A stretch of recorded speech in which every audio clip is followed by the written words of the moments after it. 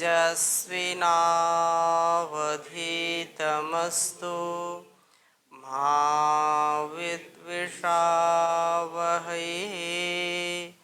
ओम शांति शांति शांति। वैदिक जीवन पद्धति की इस कक्षा में पुनः आपका हार्दिक स्वागत है, अभिनंदन है। हम चर्चा कर रहे हैं देव यज्ञ अर्थात अग्निहोत्र के संदर्भ में, जिसमें आचमन तक हमने पढ़ लिया था और अंग स्पर्श के मंत्रों का स्वाध्याय आज करेंगे। पिछले कक्षा में हमने एक चर्चा थोड़ी सी की थी कि वांग में आस्यस्तु, नस्वोर में प्राणवस्तु, अक्षोण में चक्षुरस्तु, कर्णयोर में श्रोत्रमस्तु। इनकी चर्चा आज करेंगे आपके समक्ष।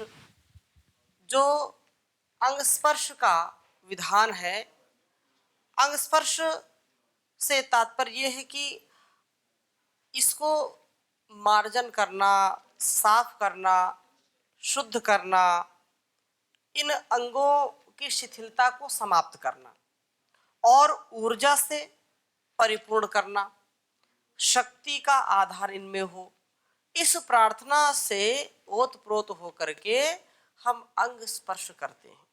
अंगों को जल के माध्यम से स्पर्श करते हैं। जल ऊर्जा देता है, जल हमारे जीवन को चलाता है, जल शीतलता प्रदान करता है, जल शुद्धता प्रदान करता है। इसलिए इन अंगों पर जल हम स्पर्श करते हुए अंगों की पुष्टि का जो है पुरुषार्थ करते हैं कि अंग हमारे पुष्ट हो, परमात्मा से प्रार्थना करते हैं। पिछली कक्षा में से किसी कोई प्रश्न हो तो पूछिए, नहीं आगे चलें। ओम स्वामी जी। जी, अभी जैसे अंग स्पर्श मंत्र चल रहा है जी, तो इसमें हम अलग अलग इंद्रियों को स्पर्श कराते हैं जल से। जी, जी। तो इसका क्या अभिप्राय है? इस मंत्रों के साथ करने से कैसे ये हमको लाभ मिलता है? अलग अलग जैसे करते हैं, सीधा एक जगह से कर सकते हैं, छिड़क सकते हैं, लेकिन प्रत्येक अंग पर पर्टिकुलर करते हैं, तो उसका क्या अभिप्राय है मंत्रों के साथ? बहुत बड़ा ये विज्ञान है, बहुत बड़ा। मतलब जब मैं विज्ञान बोलता हूँ तो इसका तात्पर्य लोग साइंस तुरंत ले लेते हैं। ज्ञान और विज्ञान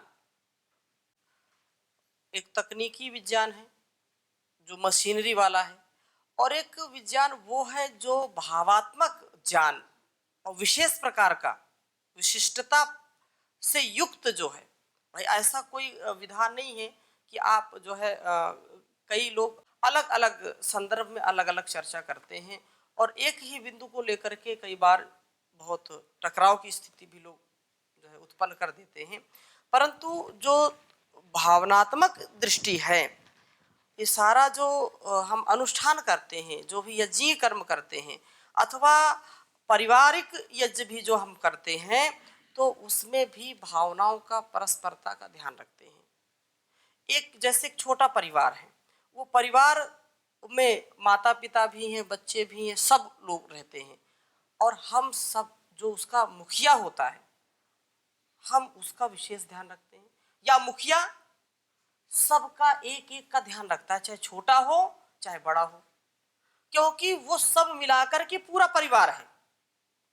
माना कि एक परिवार में केवल माता पिता या 2-4 लोग ही हो जो बड़े बड़े हों और बच्चे ना हो, या अन्य कोई, या पत्नी ना हो, या घर में स्त्री ना हो, तो घर शमशान के जैसा लगता है। घर का पूरा अस्तित्व या पूरा जो सुख मिलना चाहिए वो मिलता नहीं है। परिवार कब होता है? जब उसमें, एक मैं लौकिक उदाहरण दे रहा हूँ, फिर इस बात पर आता हूँ। तो हम सबकी जो है संतुष्टि कब होती? धन आता है कितना वो बात अलग है, संपदा कितनी वो बात अलग है, लेकिन एक समरसता, एक आरोग्यता, एक जो प्रसन्न वदन सबका होना, उससे घर में क्या आती है? खुशहाली आती है। इसलिए हम अब ये जो पूरा ये क्या है? इंद्रियों, चाहे ज्ञान इंद्रिय हो चाहे कर्म इंद्रिय हो, ये पूरा शरीर क्या है? मंदिर है। शरीर क्या है? एक मंदिर के समान है, एक कलश के समान इसको कहा गया है। ये क्या है? कलश के समान है। और इसके सारे ये अंग विशेष, ये अंगी है और ये सारे उसके अंग हैं। जैसे एक छोटा सा पार्ट, घर में कोई छोटा भाग या कोई एक सदस्य बीमार हो जाता है तो पूरे घर का जो सुख चैन छिन जाता है, खाना पीना सब अस्त व्यस्त हो जाता है। ऐसे ही इन अंगों में यदि किसी अंग में शिथिलता आ जाए, कोई कमजोर हो जाए या दुष्ट हो जाए, दुष्ट मतलब वो खराब हो जाए, तो उसकी कमी बहुत खलती है हमको और बहुत हम परेशान होते हैं। चाहे मुख से हो, नाक से हो, आँख से हो, कान से हो, हाथ से, या कोई शरीर का कोई भी अंग हो, वो परमात्मा ने एक एक अंग को बड़ा ही महत्वपूर्ण बनाया है, एक एक कोशिका को बहुत महत्वपूर्ण बनाया है। हम इस पूरे विज्ञान को समझते नहीं है, लेकिन जितना हम समझते हैं स्थूल रूप में, क्योंकि कोई प्रश्न कर सकता है तो आप तो पूरे अंग को जानते नहीं, तो पूरे अंगों में आपको लगाना चाहिए। ये प्रतीक रूप में जो यहाँ पर जो है 6 प्रकार से विशेष रूप से और बाद में सब अंगों के लिए एक मंत्र में कह दिया, तो 7 बार हम इन मंत्रों से, इन भावनाओं से, क्योंकि ये पारस्कर ऋषि ने ग्रंथ लिखा है, तो पारस्कर गृह सूत्र से ये लिए हैं महर्षि देवदयानंद जी ने। तो वह हमको एक एक अंग का इसलिए विज्ञान है कि एक एक अंग से मिलकर के ये पूरा शरीर हमारा संपूर्णता को प्राप्त होता है। एक अंग भंग हो जाए तो हम कार्य ठीक ठीक नहीं कर पाते हैं, परेशानी हो जाती है, या वृद्धावस्था तक हमको वो समस्याएं झेलनी पड़ती हैं और वो जीवन हमारा दुखमय बन जाता है। इसलिए एक एक अंग की पुष्टि के लिए अब कोई ये भी कह सकता है, पूछते भी हैं कि एक अंगुली से आप अंग स्पर्श कर सकते हैं या 4 अंगुली से कर लीजिए, 2 अंगुली से कर लीजिए, अलग अलग बातें होती हैं, परंतु यहाँ 2 अंगुली, बीच की 2 अंगुलियों का विधान है। और दाहिने से बाएं की ओर है। दाहिने से बाएं की ओर का तात्पर्य क्या है? जब परिक्रमा भी करते हैं तो भी दाहिनी ओर से ही करते हैं, सीधे सीधे ही करें। और जब शुभ कर्म कोई भी करते हैं, हाँ, तो जो कोई भी बचपन से ही हमको सिखाया गया है कि ये बाएं हाथ से इसको नहीं करना, बाएं हाथ, यद्यपि दोनों हाथ कार्य के लिए हैं। अब ये कल्पना करो भाई, जिनका ये हाथ नहीं है, किसी कारण बस कट गया, एक्सीडेंट में वो हाथ खो बैठा, अब एक ही हाथ है, वो क्या करे? और जिसके दोनों हाथ नहीं हो तो वो भी बेचारे क्या करें? वो भी तो कार्य करते हैं। ऐसा कोई विशेष दोष नहीं है इसमें, लेकिन एक भावनात्मक रीति से उसको करने का जो विधान किया है, तो उसमें कुतर्क करना उचित नहीं होता है। यदि ईश्वर ने व्यवस्था दे रखी है तो सदुपयोग करना चाहिए। पृथ्वी और आकाश तत्व का ये, क्योंकि ये 5 अंगुलियां हमारी 5 जो तत्व हैं, छित, जल, पावक, गगन, समीर, ये उसका प्रतिनिधित्व करती हैं और ये हमारा शरीर भी ऐसे ही बना हुआ है। तो ये जो बीच की जो 2 अंगुलियां हैं, ये 2 तत्वों का जो है प्रतिनिधित्व करती हैं। कौन कौन से? आकाश का और, तो ऊपर आकाश, नीचे पृथ्वी है। और हमने जब मंत्र आचमन मंत्र बोले थे तो भी क्या कहा था? ओम वस्त्रणमसि, ओम अमृतापिधानमसि।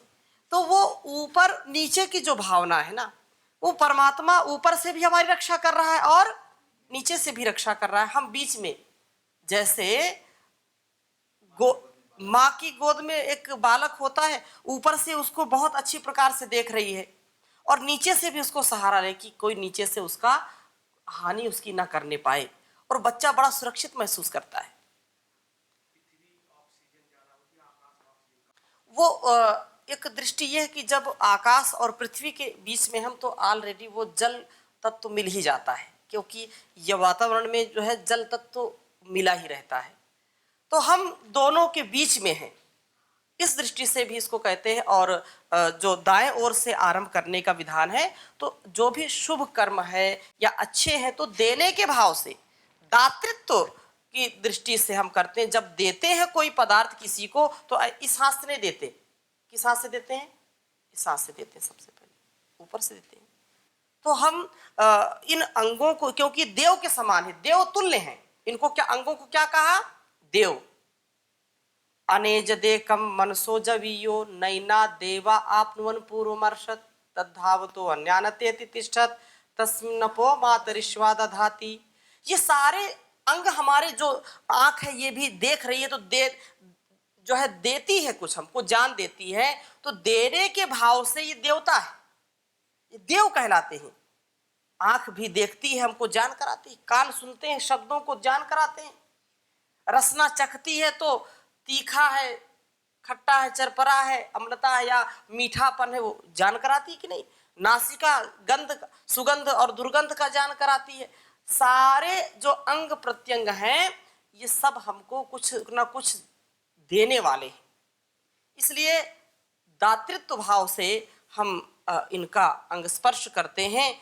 और अब इसके अर्थ में आए तो ओम वांग में आस्ते अस्तु, ये बात कही कि हे परमपिता परमेश्वर, आप जो है मुख में, हे प्रभु मेरे आस्ते, आस्ते माने मुख, आस्ते जो है सप्तमी विभक्ति हो जाएगी, जैसे रामे बोलते हैं ना, रामे रामयो हो रामेशु, तो आस्ते मुख में, वाणी वाक, वाणी रूप इंद्रिय अर्थात बोलने की शक्ति अस्तु विद्यमान रहे। ये सब में अस्तु वस्तु का प्रयोग किया है, आप देख लीजिए। ओम वांग में आस्ते अस्तु, प्राणोअस्तु, चक्षुरस्तु, श्रोत्रमस्तु, हाँ, और बाहुर में बलमस्तु, उर्वोर में ओजोअस्तु, और ये जो है ऐसे ही अस्तु वस्तु का प्रयोग किया है। तो अस्तु माने होवे, अस्तु माने होवे, और इस पर जो है कर्क एक भाष्य है, भाष्य कर्क आदि भाष्यकारों ने यहाँ पर इसके विषय में लिखा है कि हर एक के साथ अस्तु और में लगाना चाहिए, क्योंकि सब में अस्तु और माँ और में लगा हुआ है ना, सब में, वांगमा अथवा नसोरमा, अक्षोण में, कर्णयोर में, बाहुर में, और जो है वो ये आगे इसी प्रकार से अरिष्टानी, मेंगानी, तनुस, तनवा में, सब में का प्रयोग किया है। तो यहाँ एक भाष्यकार है, उन्होंने कहा कि एक हर एक के साथ अस्तु और में लगाना चाहिए, और अंतिम जो वाक्य है उसमें तनुस तनवा में सा संतु लगाया जाएगा। अतः महर्षि देवदत्त जी ने भी अंग स्पर्श वाक्य इस प्रकार से लिखे हैं। तो ये जो कहा यहाँ प्रार्थना की है कि ओम वांग में आस्ते अस्तु, हे मेरे मुख में, वाणी में सामर्थ्य दे परमात्मा, वह ईश्वर इसका सामर्थ्य बढ़ाए, क्योंकि दो चीजें मुख से की जाती हैं। मुख से दो कार्य होते हैं, एक तो बोलने का कार्य होता है, एक खाने का, चखने का कार्य होता है, दो होते कि नहीं। और दोनों में शक्ति संपन्नता आए। यदि जीभ में रस का ज्ञान नहीं होता है कि ये खट्टा है कि मीठा है कि नमकीन है, तो बड़ा गड़बड़ हो जाए। अब स्वामी जी ने खूब नमक डलवा दिया तो पता नहीं चल रहा नमक पड़ा है कि नहीं पड़ा, और वो खाता जाता जा रहा, खाता, या मिर्च खूब डलवा दी, या धोखे से पड़ गई, या कहीं भी किसी भी व्यक्ति को यदि जीभ का स्वाद नहीं है उसको पता चलता है, तो उसके रोग निश्चित रूप से बढ़ेंगे।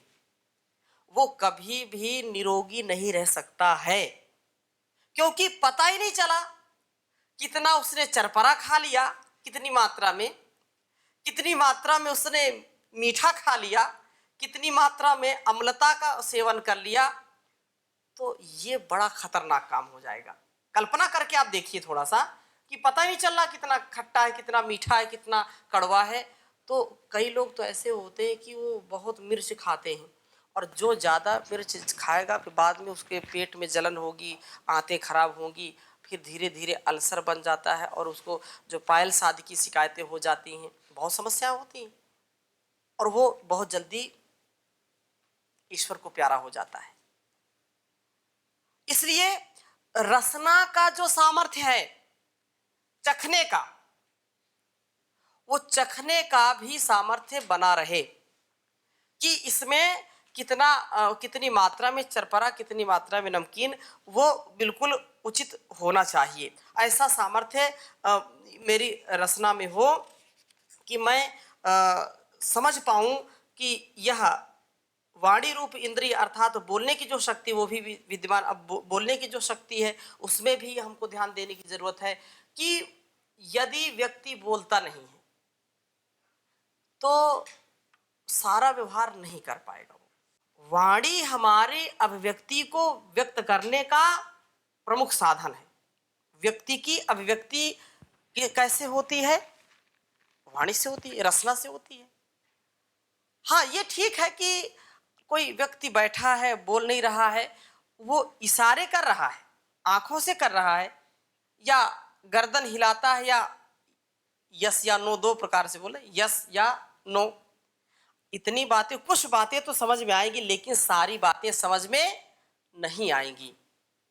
उसका जान विज्ञान हमको पता नहीं चल पाएगा कि वो क्या बोलना चाहता है। आप कहेंगे वो लिख देगा, कितना लिखेगा? भाई लिखने मात्र से काम नहीं चलेगा। परमात्मा ने वाणी दी है तो बोलने का सामर्थ्य जरूर इसमें रहे। ऐसा ना हो कि ये कहीं बोलने का सामर्थ्य खो बैठे और वह शब्द बोले जो प्रभावकारी हो। ऐसा नहीं कि कुछ भी बोल दे, ऐसा नहीं कि किसी का दिल ही दुखाती रहे। एक कहावत है कि जिह्वा ऐसी बावरी कह गई सरग पताल, जिह्वा ऐसी बावरी कह गई सरग पताल, अपना तो कह के अंदर गई जूती खात कपाल। ये स्थिति हो जाए तो मतलब ये है कि वो, हाँ, कुछ भी बोल दे, वो कुछ भी बोल दे और वो तो बोल करके फिर मामला तो गड़बड़, फिर लाठी तो इसको खानी पड़ेगी ना। तो ऐसा बोलना है कि जो सबके दिल में प्रेम करुणा का भाव पैदा करे और स्वयं को भी वह कल्याणकारी होवे। बातें हाथी पाइए, बातें हाथी पाओ, एक कहावत है ना कि पहले के राजा महाराजा क्या होते थे, बात में यदि प्रसन्न हो गए किसी के भी तो उसको खूब पुरस्कार देते थे, हाथी भी दे दे, चल ले जाओ उसको, दो हाथी दे, 10 हाथी दे दो, घोड़े दे दो। बात की बात है। और अगर एक बात में नाराज हो गए तो जो हाथी दान में देने वाले थे उसी हाथी के पैर के नीचे उसको कुचला देते थे। तो ये स्थिति है, बात की ही करामात लोग बोलते हैं ना। तो ये वाणी का प्रभाव हमारे इस रसना में, वाणी रूप इंद्रिय जो है इसमें ऐसा सामर्थ्य, ऐसी शक्ति सदा विद्यमान रहे, अस्तु होवे। और अगली बात क्या कही? नसोर में प्राणोस्तु, हे परम पिता परमेश्वर मेरे नसो हो, अर्थात दोनों नासिकाओं, दो नासिकाएं कि एक नासिका? नासिका दो है कि एक है? उसके छिद्र जो हैं, तो एक भी छिद्र ऐसा नहीं कि निरर्थक दो बना दिए जबरदस्ती है। एक कौन सा स्वर है? एक ठंडा एक गर्म है, सूर्य और चंद्र स्वर है। हाँ, तो इसका बड़ा जो है इसका महत्व है। एक चाहे चंद्र स्वर लें चाहे सूर्य, शरीर पर गजब का प्रभाव डालता है। अब प्राण विद्या जो जानता है वो इसके महत्व को जानेगा। तो है तो एक ही सुराख, मतलब एक ही नाक है, दो सुराख है और दोनों एक स्थान पर मिलते हैं, लेकिन प्रभाव सबका, दोनों का प्रभाव अलग अलग है। क्या विज्ञान फिट किया इस शरीर में? तो ये जो है, ये नासिकाओं में छिद्रों में, दोनों छिद्रों में जीवन जो है, जो जीवन प्रद प्राण शक्ति सदा स्थिर रहे, जीवनी शक्ति स्थिर रहे। नसोः जो है दोनों नासिकाओं अर्थात दोनों छिद्रों में, सदा ऐसी स्थिति में ये बनी रहे। और इसी प्रकार से ये कहा कि ओम कर्णयोर में, ओम अक्षोण में चक्षुरस्तु। तीसरा, ओम अक्षोण में चक्षुरस्तु। तो यह जो चक्षु है, आंख मेरी है, हे प्रभु इन दोनों आंखों में देखने की शक्ति सदा स्थिर रहे, सदा देखने का सामर्थ्य बना रहे। क्योंकि आंखें जो हैं वो सारे अंगों में प्रधान कहलाती हैं। सारे अंगों में ये नयनम प्रधानम कहा, सर्वेंद्रियाणाम नयनम नयनम प्रधानम। सारी जो इंद्रियां हैं उनमें क्या है, ये नयन प्रधान है। अब इनसे कितना कार्य लेते हैं आप। अब देख भी रहे हैं, देखते देखते आपने आंखों आंखों में इशारा कर दिया। आपकी आंखें देख करके लोग बता देंगे कि आप नाराज हैं या प्रसन्न हैं या दुखी हैं, तीनों चीजें बता देंगे। बोले अब मेरे आंख में आंख डाल करके देखो, मैं आज आपकी आंख में गुस्सा देख रहा हूं, आपकी आंखों में बड़ा प्यार है? आपकी आंखें क्रोध से लाल पीली हो गई। अलग अलग दृष्टि में हम देखते हैं और आंखें हमको स्वीकृति के लिए भी बताती हैं। या हमने जरा सा आंख दिखा दी तो इसका मतलब हम कार्य की स्वीकृति नहीं दे रहे हैं। किसी वस्तु को रखना है तो इशारा कर दिया इधर, तो उधर रख दिया, इधर इधर रख दिया। ये आंखें प्रधान इसलिए हैं और आंखों के कारण ही हम सही रास्ते का चयन करते हैं। कौन सी वस्तु कहाँ रखनी है रखते हैं, कहाँ से हमको जाना है, कहाँ से आना है, ये सारा आंखों से ही कार्य होता है। आंखों से ही हम एक दूसरे के भावों को समझते हैं। आंखों से ही एक दूसरे के भाव को समझ करके स्नेह प्रेम आदि की। अब ऐसे तो जो श्रृंगारिक लोग हैं तो आंखों को तो विशेष बताते हैं कि आंखें ही संसार में एक दूसरे को मिलाती हैं, आंखें ही एक दूसरे का दुख सुख में साथ देती हैं, बांटती हैं। तो ये बहुत आवश्यक है। आंख से इशारा करना, आंख से दूसरे को हृदय में उतार लेना, ये बड़ी बात है ना। हाँ, आंखों के रास्ते दिल में उतर के लोग बोलते हैं, गाना भी गाते हैं। तो आंखें बहुत विशेष हैं। तो आंखों में क्या है, देखने की क्षमता सदा बनी रहे। और अगली बात क्या कही, ओम कर्णयोर में श्रोत्रमस्तु, कि हे परम पिता परमेश्वर, हे प्रभु आप मेरे कर्णयो हो, मेरे दोनों कानों में सुनने की शक्ति स्थिर कीजिए। इन दोनों कानों में सुनने का सामर्थ्य सदा बना रहे, ऐसा आप वरदान दीजिए, ऐसी कृपा करिए। और इसी प्रकार से दो मैं लिख देता हूं, ओम बाहोर में बलमस्तु, ओम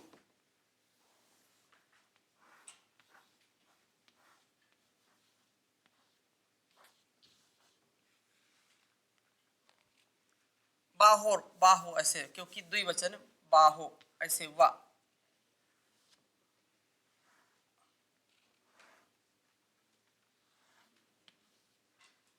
बाहोर में बलमस्तु।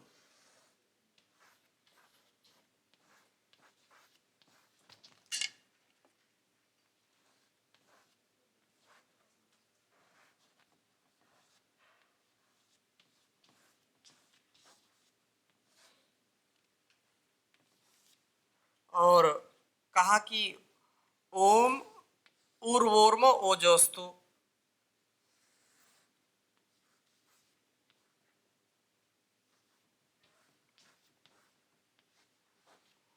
ओर में ओजोस्तु।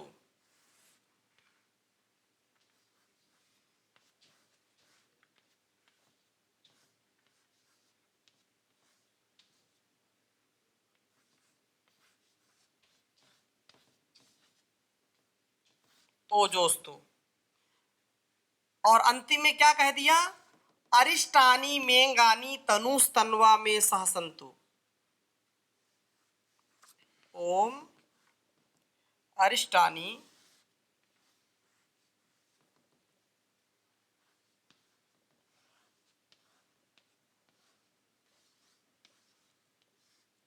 अरिष्टानि मेंगानी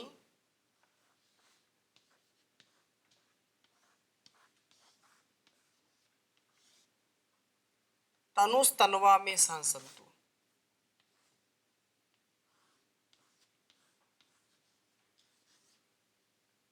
तनुस्तन्वा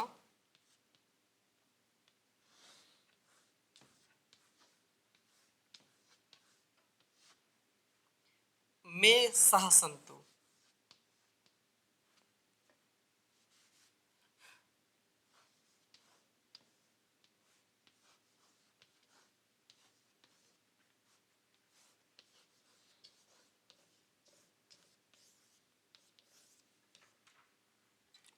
तो एक बार उच्चारण कर दीजिए।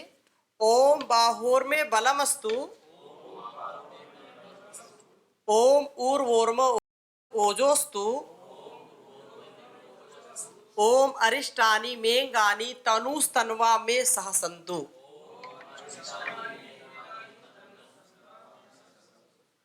अब समझ लीजिए थोड़ा सा कि यह जो प्रार्थना कही कि हे प्रभु, आप मेरे दोनों बाहुओं में, दोनों भुजाओं में बल अर्थात दोनों भुजाओं में कार्य शक्ति का बल सदा स्थिर रहे, ऐसा सामर्थ्य दीजिए।